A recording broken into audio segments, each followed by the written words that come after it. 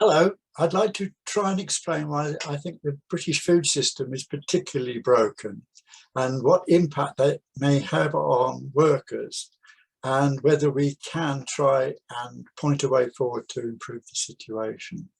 I've got a background in soil zoology, PhD, and recently wrote a master's degree for Schumacher College. And for 20 years, I was in the labour movement, trade union tutor at Blackburn, and then latterly 5 years on the Unite's National Committee for Rural and Agricultural Workers. And like old Karl Marx, I happen to believe that the source of all our wealth is labour and soil. So picking up on the problems about Britain's food system, the main one is that we import a lot of our own food for the last 150 years. So much so that by the First World War, we were only growing a quarter of what we ate. And then after the Second World War, Labour moved in and invested so that we were producing about 3/4 at the end of the 70s. But then along comes Mrs. Thatcher, leave it all to the markets. And so we only produce about half of the food we eat. This has a disproportionate impact on the environment. It means something like 2/3 of our food greenhouse gases are produced abroad. 70% of the land needed for our food is abroad. And can you imagine how much water we're importing? We have some of the biggest landowners in Europe, and that has an effect on the subsidies. We are also the most obese country in the EU. Well, I can't say that now, but we haven't got any fitter. And the other point to note is that we eat more ultra-processed food than anybody else. Something like 50% of all the food we eat is ultra-processed. And I've been thinking about that for some time. Why these different elements, the unprocessed food, the obesity, the land ownership, and the importing of food? What's the connection? Then I realized when I was reading the book called Oceans of Grain, that it's all about the fact that we do import so much food and how we can make money out of producing the rest of the food. So it means that the farmers are on a treadmill all the time trying to outcompete cheap food from the rest of the world. We're very highly efficient, we have to be faster, and we cut corners and lower standards in order to produce cheap food. But then I realized that the reason we process so much is because we use that farm crops to manufacture and process more, to, they call it adding value. And so in order to make a profit. So you have this stupid system whereby we add a bit of flour and water together with a bit of fat and make biscuits, but then somehow that's an export product to go around the world. I found Carr's biscuits in Australia. And this is going to get worse, that with the present Tory policy, they're saying nothing on producing food in this country. It's all about importing cheap food. And whenever they talk about food, it is really about exporting some of our processed food. Most noticeably, 40% of our food exports are what is called hard liquors. And they're trying to get the tariffs removed on that for the Indian deal, for instance. That means that in particular, the workers in this country are subject to more pressures than many. They're cutting corners so much. We used to have a system called the Agricultural Wages Board, and that was set up well over 100 years ago, in order that instead of farm workers negotiating with farmers, there was a national agreement and all farm workers were paid the same. And that was set up, but it was abolished under the Cameron government, led primarily by Ed Davey, now Sir Ed Davey, the leader of the Lib Dems, who wanted the abolition of this board. So this removed any protections, any guaranteed wages, but it also did away with skills and housing and what have you.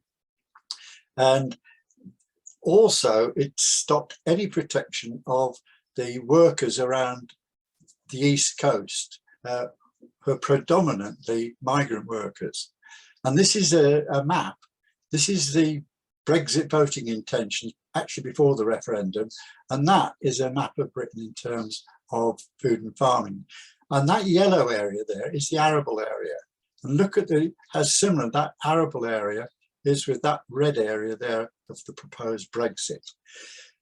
Clearly, people in that area were not happy with the conditions.